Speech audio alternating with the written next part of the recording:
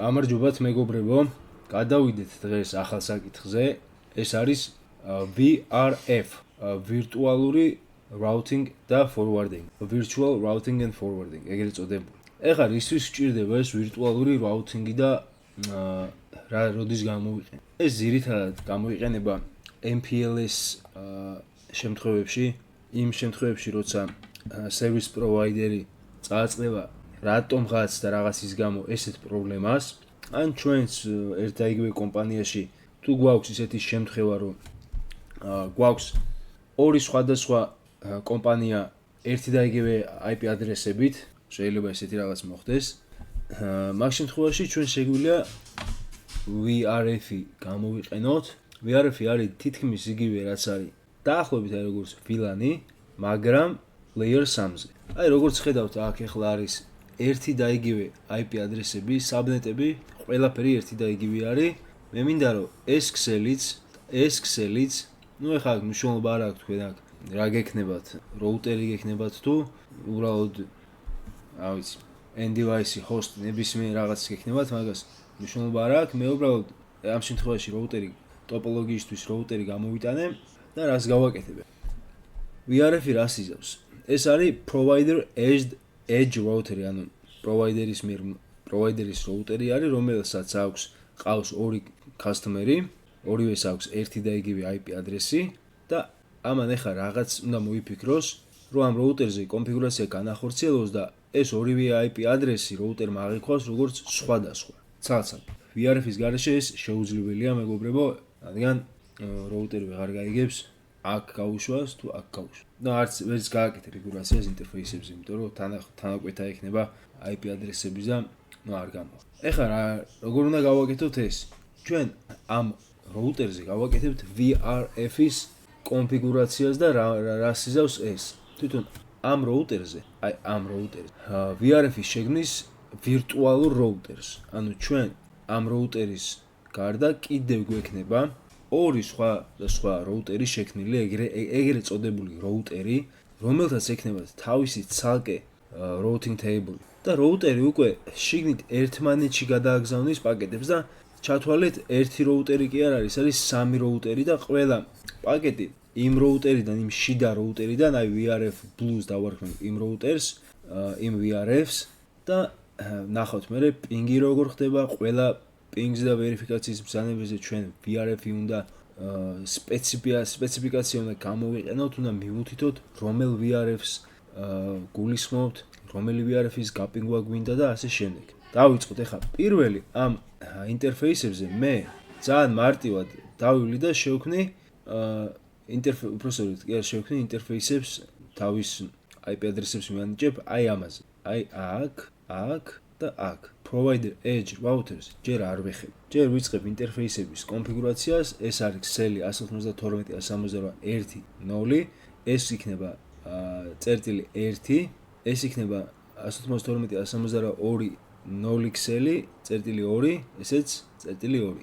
პატარა description-ებს გავუწერ, სად არის ეს ინტერფეისები დაკავშირებული და შემდეგ უკვე გადავალ ამას რომ მოვრჩები, ამ ელემენტარულ რაღაც კონფიგურაციას რომ მოვრჩები, გადავალ provider edge router-ზე და დავიწყებ provider edge router-ის დამუშავება და მაგას უკვე დეტალურად განახებ. ამას გადავურბინოთ. მეგობრებო, როგორც ხედავთ, აი ამ როუტერზე ძალიან მარტივად IP ადრესი გავწერე, მასკა გავუწერე და description-ი გავუწერე, რომ ეს ინტერფეისი დაკავშირებული არის provider edge router-თან, router 2-თან. აი ამას, ამ ინტერფეისიდან. ზუსტად იგივე გავაკეთე აქაც. IP ადრესი გავუწერე, ზუსტად აი ეს IP ადრესია, რაც უნდა იყოს და description-ი არის provider edge router-თან არის დაკავშირებული VRF Blue-ში არის ეს და R2 როუტერი თავისთავად. ზუსტად იგივე არის, აქაც ერთი განსხვავებით, რომ ეს არის VRF Red-თან შედარებული R2-თან. კი ბატონო, ეხლა მე წავალ აი ამ როუტერთან, router 2-თან და დავიწყებ ჩემთვის სასურველ კონფიგურაციას. პირველი რასაც გავაკეთებ, აი ამ ინტერფეისს Gigabit 00-ს ჩოლერივად დავაკონფიგურირებ ისე როგორც საჭიროა, აი ამის საპირისპირო ინტერფეისს გავაკეთე. ეს VRF-ში არ არის. ეს ჩოლებრივი ლინკი არის. ჩათვალეთ მეგობრებო, ეს არის გარექსელი ინტერნეტი და მე აქედან მინდა წვდომა მქონდეს. აი ნახეთ მეგობრებო, ინტერფეისი gigabit 00 ამ რაუტერზე გამოიყურება ესე. IP ადრესი არის ეს, ამ ინტერფეისი და ეს არის აი connected to 1-ზე. უხეშად. ეხლა მოდი გავპინგოთ ეს ინტერფეისი თუ მუშაობს დავწუნოთ. კი ბატონო, ეს ინტერფეისები ერთმანეთთან კარგად არის დაკავშირებული, პინგი მუშაობს.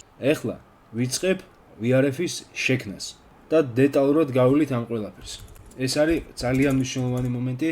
VRF-ის შექმნა ზოგადად ძალიან მარტივია, რთული არაფერი არ არის. რთული არის იმის უკან რა ხდება, ის ლოგიკას რომ მიხვდეს ადამიანი და ვერიფიკაციის ბრძანებები არის ცოტა უცნაური. ესეც უცნაური, იმიტომ რომ სანამ ლოგიკას კარგად ღრმად ჩაწვდები, ადამიანს უჭირს გაერკვეს რასთან გვაქვს საქმე, ეს VRF Blue, VRF Ready, როგორ არის ჩიგნით ამას ფიზიკურად ვერ ხედავ და ეს წარმოსახვაში რომ კარგად დაინახო, ცოტა დრო ჭირდება და პრაქტიკა დავიწყო. პირველი ქნია ესეთ ბრძანებით VRF Blues. ეხლა მე VRF-ს ვქნი. VRF definition blue. აწვევი Enter-ს შევქმნი VRF Blue. ეხლა მინდა address family-ს შექმნა. IP version 4 თუ version 6. მე შევქმნი version 4. კი ბატონო, შევქმნი. ეხლა შევქმნათ VRF Ready. კი ბატონო, შევქმნით VRF definition ready, IP address family, IP version 4. So VRF-ი გვაქვს. ეხლა ვნახოთ VRF-ი. I do show VRF brief. გვაქვს blue, გვაქვს red. პროტოკოლი IP version 4. ინტერფეისებზე ჯერ არც ერთ ინტერფეისზე არ მიგვინიჭებია ეს VRF-ი. ანუ არ გაგვიაქტიურებია ამ ინტერფეისებზე VRF-ი. ეხლა უნდა მივანიჭოთ იმ ინტერფეისებს, რომელიც ჩვენ გვაინტერესებს VRF-ი და შემდეგ უკვე ნახოთ რა მოხდება. ამ შემთხვევაში მინდა მე აი ეს ინტერფეისი ამ რაუტერის gigabit 01 და gigabit 02 იყოს სხვადასხვა VRF-ში და ზუსტად ერთი და იგივე IP ადრესს გავუწერთ. აქ თავარი მუღამი ეგ არის, რომ IP ადრესები იქნება ზუსტად ერთი და იგივე ორივე ინტერფეისისთვის იქნება ერთი და იგივე საბნეტში, მაგრამ ეს პრობლემას არ წარმოადგენს. ხო, ბრძანება არის ესეთი. გადავდივართ ინტერფეისის კონფიგურაციის რეჟიმში და ვწერთ VRF forwarding და რომელი VRF-იც გვინდა რომ იყოს ამ ინტერფეისში. Blue. ვაწვევით Enter-ს და ეს ინტერფეისი არის VRF forwarding Blue-ში. ეხლა IP ადრესი უნდა მივანიჭო. IP ადრესი იქნება ეს 192.168.2.1 მასკა /24. No shutdown-ი თავისთავად. So, ეს IP ადრესი არის ამ VRF-ში. ეხლა description-საც გავუწერ, დაკავშირებული არის customer 1-თან. კი ბატონო. ეხლა მეორე ინტერფეისი უნდა გავუკეთოთ იგივე, ოღონდ VRF Ready ამ შემთხვევაში. ამ შემთხვევაში იქნება ინტერფეისი gigabit 02 VRF forwarding red. ეს არ უნდა შეგვეშალოს, მეგობრებო, რომ ეს თუ შეგვეშალა, ეს თუ აგვერია ინტერფეისები, ეს უკვე პრობლემა იქნება თავისთავად. იმ შედეგს ვერ მივიღებთ, რაც ჩვენ გვინდა და მე troubleshooting-ი და რაღაც 1000 მოგვიწევს. ამიტომ დააკვირდით, რომელი აი მე აქ ამიტომ სპეციალურად ყველაფერი მონიშნული მაქვს, რაც მჭირდება, რომ ვიზუალურად დავინახო. VRF Red-ში არის ეს ინტერფეისი, ეს ლინკი, ამ შემთხვევაში ეს ინტერფეისი იქნება და მაწყობს. აი ნახეთ, ძალიან კარგი შეცდომა მომივიდა ეხლა მე და ეს შეცდომა მინდა რომ გავიაროთ. მე მითხრა ესეთი რაღაცა. VRF Radio არა გაქვს. არა და მაქვს, მაგრამ case sensitive-ია, ანუ მნიშვნელობა აქვს, დიდი ასოებით გვაქვს ეს დაწერილი და მე უცებ მექანიკურად შემეშალა, დაბალი ფონტით დავწერე, upper case-ით არ დამიწერია, lower case-ით დავწერე და პრობლემა შემექმნა. კარგი, მე ხლა ამას შევქმნი უცებ და თავიდან გავაკეთე. ამ მომენტს გამოვტოვე. ხო, შევქმნი VRF Ready, ეხლა დავიწყოთ ინტერფეისი. ხო. ინტერფეისი gigabit 02 ჩავსვით VRF forwarding Red-ში. უბრალოდ VRF forwarding Ready ჩავსვით, თუ როგორც არის. ხო, ეხლა მინდა IP ადრესი გავუწერო და დააკვირდით. ეს ძალიან მნიშვნელოვანია. ერთი და იგივე IP ადრესი აქვს ამას და ამას ორივე ინტერფეისი. და პრობლემა არ არის. No shutdown. კი ბატონო. აი, აგერ არის. ეს ის ვერიფიკაციის ბრძანება არის do show VRF brief-ი ჩვეულებრივად. მაქვს blue, მაქვს ready. აი, ხა დააკვირდით მეგობრებო, ამ რაუტერიდან რო ვცადე რომ გამეპინგა, აი ეს, ჯერ ეს ვქენი რა. არ გაპინგა. თავისთავად არ გაპინგა. იმიტომ რომ ვერ გაიგო ეხა ამ რაუტერმა მე რომელი ინტერფეისის გაპინგვა მინდა. ამის თუ ამის. ამიტომ ეხა განახებთ როგორ ხდება ეს. ნახეთ?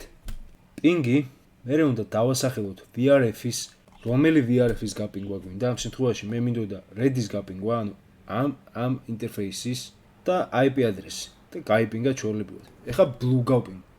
თავისთავად Blue-ს გაიპინგ. Ping VRF Blue 192.168.2.2. ეხლა მოდი ვნახოთ routing table. აი ნახეთ მეგობრებო, routing tables როცა ავკრიფავთ, VRF-ს არ გვიჩვენებს. ეხლა VRF-ს, ორივე VRF-ს აქვს თავისი ცალკე IP routing table და მაგი უნდა ვნახოთ ეხლა ჩვენ როგორ გამოიყურებ. აი ნახეთ მეგობრებო, routing table არის ეს Redis-თვის. ეს რისთვის იყო? ეს გლობალური IP routing table. თლიან რაუტერის IP routing table. ეხლა შიდა იმ ვირტუალური რაუტერის, რომელიც ჩვენ შევქმნით, იმას ცალკე აქვს routing table. Routing table Redis-თვის და აი აგერ არის დაკავშირებული ინტერფეისები რა, მომიჯნავე ინტერფეისები. ეხლა Blues-თვის ნახოთ. კი ბატონო, ეს ნახეთ, routing table არის Blues-თვის. კი ბატონო. აი ახლა showrun-ში რო ჩავიხედებით მეგობრებო, აი VRF-ის კონფიგურაციას ხედავთ, ხო? VRF definition არის ეს blue, IP address-ი, address family S, აი ეს VRF Redis. ეს ამ ინტერფეისის კონფიგურაცია, ნახეთ ეს განსხვავდება, ხო? ეს 0.1-ია, რომელიც wide area networks უკავშირდება წყალებში. ეს არის ის, რომელიც უკავშირდება VRF interface მომიჯნავეს. Სწორედ ეს არის VRF-ი და აი ამ IP address ამ VRF-ში. კი ბატონო, ეხლა VRF-ი შევქმნით, აქ თავარი მუღამი არის ის, რომ ეს რაუტერები, ეს IP address-ები ერთმანეთს ვერ ხედავენ, წარმოდგენა არ აქვს ერთმანეთის არსებობის შესახებ. ეხლა ჩვენ, აი თქვათ, ეხლა VRF-ი დავაკონფიგურეთ, პრობლემა არ არის, ამ რაუტერიდან წვომა გვაქვს ამ ქსელზე, მაგრამ ეხლა ერთი რაღაცა არის აქ. ეხლა თქვათ, გვინდა რომ დავაკონფიგუროთ OSPF-ი. OSPF-ის კონფიგურაცია შეგვიძლია ახლა გავაკეთოთ და ასევე გვინდა რომ აი ამ customer 1-ს წვდომა ქონდეს wide area networks-ზე. ეს როგორ უნდა გავაკეთოთ თუ აქ ეს ამ routers global routing tables წარმოდგენა არ აქვს ამის შესახებ, აქ OSPF-ი რომც გავაკეთოთ, ნუ არ ამგონია ხო რომ ეს აქედან აქ წავიდეთ და გავაკეთებთ და ნახავთ რომ არ იქნება წვდომა. მაგრამ ჩვენ შეგვიძლია გავაკეთოთ ესეთი რაღაცა. შევქმნათ აქ loopback interface-ი, გავაკეთებთ NAT-ის კონფიგურაციას, NAT overloads გავაკეთებთ, თავისთავად იმ access list-ებს შევქმნით, რაც გვჭირდება და loopback interface, რომელსაც ჩვენ შევქმნით, გადავათარგმნებთ VRF Blues და VRF Reds, რომ წავიდეს ეს ამის ინფორმაცია აი ამ რაუტერთან. მოდი ახლა დავიწყოთ ჩვენ OSPF-ის კონფიგურაციით. OSPF-ის კონფიგურაცია გავაკეთოთ VRF Blues-თვის. პირველ რიგში. ხო მართლა ერთი ძალიან მნიშვნელოვანი ფაქტორი, საერთოდ OSPF-ის კონფიგურაციას როცა აკეთებ, მან არის process ID, ხო? და process ID-ს საერთოდ მნიშვნელობა არ აქვს, შეიძლება გააკეთო ერთნაირი process ID, სხვანაირი process ID, მაგრამ VRF-ის შემთხვევაში თითოეულ VRF-ს უნდა ქონდეს სხვადასხვა process ID. არ შეიძლება რომ იყოს მაგალითად router OSPF 1 VRF Blue და ასევე იყოს router OSPF 1 VRF Red. ეს არ შეიძლება. უნდა იყოს სხვადასხვა OSPF process ID ამ შემთხვევაში. OSPF 10 მექნება მე VRF Blue router ID-ს მივანიჭებ ერთიანებს, ახლოს არის 10-თან ვიზუალურად მაგიტომ და network ჩვეულებრივად. და აი ეს network 192 168 20 მასკით 255 და area 0-ში გავაკეთებ ამ შემთხვევაში. multi area არ გვინდა. კი ბატონო. ეხლა უნდა შევქმნათ ზუსტად იგივე VRF Redis-თვის. ოღონდ იქნება process ID 20, router ID იქნება ორიანები და ქსელი ზუსტად იგივე. area 0 აქაც.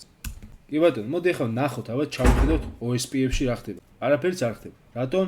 იმიტომ რომ ახლა აქაც უნდა გავაკეთოთ მსგავსი კონფიგურაცია. აქაც და ამ links სპეციალურად გავაკეთებ point to point OSPF-ს. გადავდივართ router 2-ზე და ვაკეთებ OSPF-ის კონფიგურაციას. ეს იგივე process ID-ში უნდა იყოს. OSPF 10, კი ბატონო, router ID იქნება აქ სამიანები, ქსელი იგივე, area 0. კი ბატონო, გადავიდეთ router 3-ზე. OSPF 20 იქნება აქ process ID, router ID იქნება 4-იანები გავუკეთოთ აქ, ქსელი ზუსტად იგივე. კი ბატონო, მოდი ახლა ნახოთ.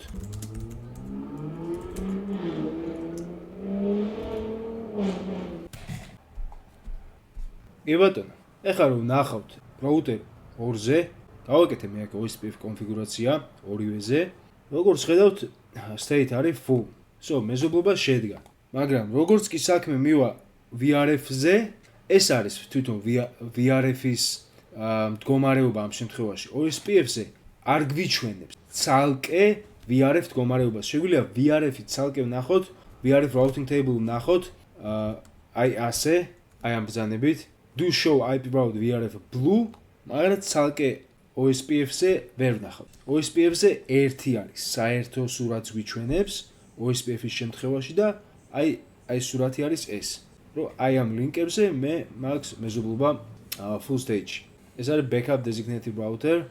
ნუ ამას ახლა თავი დავანებოთ OSPF-ის კონფიგურაციაზე რომ გადავალთ, მაშინ გავივლით OSPF-ის ყველა პარამეტრს დეტალურად. მაგრამ აქ თემა ის არის, რომ ჩვენ OSPF-ი დავაკონფიგურირებთ თვითონ VRF ცალკე VRF-ის თვის, როგორც VRF Blue-თვის, ისე VRF Red-ისთვის. სხვადასხვა process ID-ით, სხვადასხვა OSPF კონფიგურაცია არის ჩათვალეთ ეს, ერთ როუტერში არის, ახლა ამ შემთხვევაში ორი OSPF კონფიგურაცია გაკეთებული process ID-ით და კიდე გავაკეთებთ ერთს point-to-point link-ით, აი ამ როუტერთან. ახლა გავაკეთოთ point-to-point link-ის კონფიგურაცია. კონფიგურაცია ხდება ესე. მე ამ ინტერფეისზე უკვე IP ადრესი გაწერილი მაქვს, ამიტომ აღარ მჭირდება ხელახლა IP ადრესის გაწერა, უბრალოდ წერ IP OSPF network point to point და ვქმნი ცალკე router OSPF process ID-ს. აი ამ უშუალოდ ამ ლინკისთვის OSPF 1 იქნება ეს ამ შემთხვევაში. და ვაკეთებ ამ ქსელის ჩართვას აი ამ OSPF კონფიგურაციაში. ჯერ გვინდა router ID. Router ID აქ იქნება, რა გავაკეთო? 10-იანები გავაკეთო და ჩავთოთ ეს ქსელი. კი ბატონო, ეხლა გადავიდეთ ამ როუტერზე და ამ როუტერზე იგივე უნდა განვახორციელოთ ზუსტად. ინტერფეისის კონფიგურაციის რეჟიმში გადავდივართ, IP ადრესი მე გაწერილი მაქვს, წერ ესეთ რაღაცას.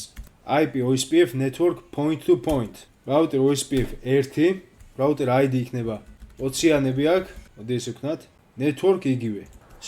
მივიღეთ ჩვენ მეზობლობა. მოდი ახლა ვნახოთ OSPF-ის მეზობელი. კი ბატონო, გვაქვს აი ამ ინტერფეისთან. ახლა ვნახოთ ამ როუტერზე.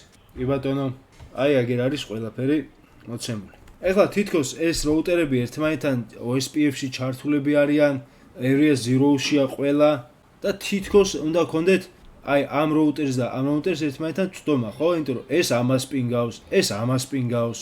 მოდი ვნახოთ, აბა ახლა კონტაქტი როგორ აქვს თვითონ ამ როუტერს ამ როუტერთან და ასევე ამ როუტერს ამ როუტერთან. გვაქვს, ხო? და აქაც პინგავთ, ნახეთ? პინგი ამ ინტერფეისთან მუშაობს, პინგი ამ ინტერფეისთან მუშაობს. ესეთ ახლა ლოგიკურად VRF-ი რო არ იყოს, აქედან აქ ჩვენ ჩვეულებრივად პაკეტი უნდა გავაგზავნოთ. მაგრამ მოდი ვცადოთ. აქედან თუ შევძლებთ აქ პაკეტის გაგზავნა. სამწუხაროდ ვერ შევძლებთ. ამისთვის ახლა ჩვენ პატარა დამატებითი სამუშაოს ჩატარება დაგვჭირდება. გავაკეთოთ ახლა ეს სამუშაო ჩვენ, გავაკეთოთ ნატირება. Network address translation. აი ამ როუტერს. მაგრამ სანამ NAT-ს გავაკეთებთ, ჯერ ერთი პატარა რაღაც უნდა განვახორციელოთ. მოდი დავიწყოთ. პირველი, მე მინდა რომ შევქნა loopback interface. ორი ცალი loopback interface, interface loopback 10 და interface loopback 20. თავისი IP ადრესებით, რა თქმა უნდა. ეს არის interface loopback 10, interface loopback 10 შეიქმნა, მინდა რომ IP ადრესი გავუწერო. IP ადრესი იქნება შემდეგი. აი ეს IP ადრესი იქნება 100.112/32 მასკით. შევქმნათ ახლა interface loopback 20, შეიქმნა, გავუწეროთ IP ადრესი, აი ამ IP ადრესით. აი show run-ში რო ჩავიხილოთ, მე მაქვს ინტერფეისები, loopback ინტერფეისები აი ამ IP ადრესებით. კი ბატონო. შემდეგი ნაბიჯი რა არის ახლა? შემდეგი ნაბიჯი არის NAT-ის დროს აი ეს ინტერფეისები მე მინდა რომ იყოს IP NAT inside, ეს იყოს outside. გავაკეთოთ ესე. Interface range ბრძანებით 1 და 2 იქნება IP NAT inside. ხო, ეს ცოტა დატვირთვა მოვიდა CPU-ზე, მაგრამ არ აღუშვა. კი ბატონო. ეხლა outside 0 იქნება IP NAT outside. კი ბატონო, ეს ინტერფეისი არის IP NAT outside, gigabit 01 არის IP NAT inside. Gigabit 02-ც არის IP NAT inside. კარგი, ეხლა რას ვაკეთებ? ეხლა მე მინდა რომ შევქნა access list-ი, რომ მოხდეს კონვერტაცია უპრობლემო. ვქნი ესეთ რაღაცას, access list 10 permit 192.2.20, რომ გამომიჯნო ეს ორი ინტერფეისი ერთმანეთისგან. 10 და იგივე 20-იც. კი ბატონო. მერე IP NAT inside source lists 10 loopback interface 10 მივანიჭებ VRF plus-თვის, რომ overload-ი გავუკეთოს და list 20 მივანიჭებ interface loopback 20-ისთვის. კი ბატონო, დავიწყოთ. ნახეთ, IP NAT inside source list 10, ნახეთ, აი ეს list 10-ი interface loopback 10-ში გადამითარგმნე აი loopback 10-ში. loopback 10 რა IP ადრესი აქვს, იმის overload იმას გავუკეთე overload-ი VRF plus-ი. ანუ VRF plus interface-ი რაშიც არის, ის გადათარგმნე interface loopback 10-ში. კი ბატონო, ეს გავაკეთეთ. ხა 20-20-ისთვისაც IP NAT inside source list 20 interface loopback interface 20 VRF redis overload-ი გამიკეთე. ეხლა გლობალური routing-ი უნდა შევქნათ, default route-ი, აი შემდეგნაირად. VRF plus-თვისაც და VRF redis-თვისაც. შემდეგ ბრძანებას ვწერ. IP route VRF blue ნებისმიერი მომავალი IP ადრესი გაუშვი აი აქ. VRF blue-დან მომავალი ნებისმიერი IP ადრესი. და enter. ზუსტად იგივე redis შემთხვევაშიც. ნებისმიერი მომავალი IP ადრესი გაუშვი აი აქ. ხო, მეგობრებო, ამის შემდეგ უნდა გავაკეთოთ default route. default route უნდა გავწეროთ. ხო, გავწერეთ VRF plus-თვის, VRF redis-თვისაც ხო გავწერეთ. შემდეგ თითოეულ router-ზე აქ უნდა გავწეროთ default route. აი ასე. 1-1-ში. დავაწვევით enter-ს და მოგვიგდებს ესეთ რაღაცას. ნახეთ, a gateway of last resort is აი ესო. აი ამ IP ადრესი გავუგზავნის. ეს IP ადრესი მე თვითონ მიხედავს აქეთ. ამასაც უნდა default route, რომ შეძლოს უკან გამოგზავნა ამ პაკეტის. აი ესეთი რაღაც უნდა. აი აქ რაც წერია. და აი ეს რაღაცას მივიღე. მოდი ახლა ჩავიხედოთ ამის NAT-ის translate-ში. ნახეთ, აი გადათარგმნები. Expired translations 3, 3. Peak translations 2. აი რაღაც წუთის წინ. მოდი ახლა კიდე გავპინგოთ. მოდი ახლა გავპინგოთ, აბა. Router 1, საინტერესო რა მოხდება, ხო? 1-1. კი ბატონო, ახლა ეს ამისგან გავპინგოთ. კი ბატონო, მოდი ახლა ჩავიხედოთ რა მოხდება, რა მოხდა აქ. აი 45 hit, მისი არა. აი გადათარგმნა do show IP NAT translations, აი 2, რომელიც არის.